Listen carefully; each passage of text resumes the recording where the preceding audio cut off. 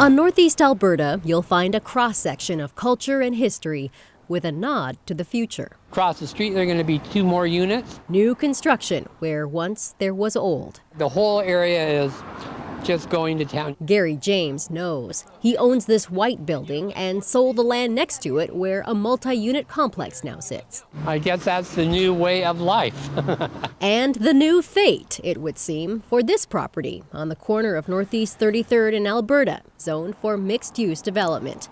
The 109-year-old building was once a corner store. Last month, developer Box Real Estate Holdings snapped it up and slated it for demolition, given the excessive costs of reinforcing its foundation. That's according to Alameda Old House History, a website that tracks what its name implies. I'm pretty disappointed to see a lot of old buildings face the same fate. While talking with Buffy here, someone drove by and yelled something outside their car.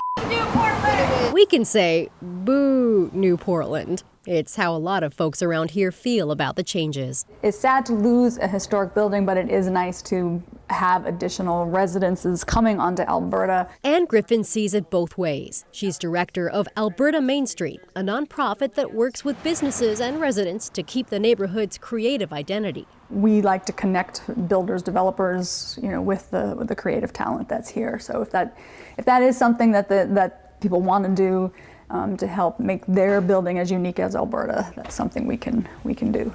Subtle hint. Subtle hint, right? Not so subtle hint. Because the city deems this a historic structure, it requires a 120-day delay before demolition.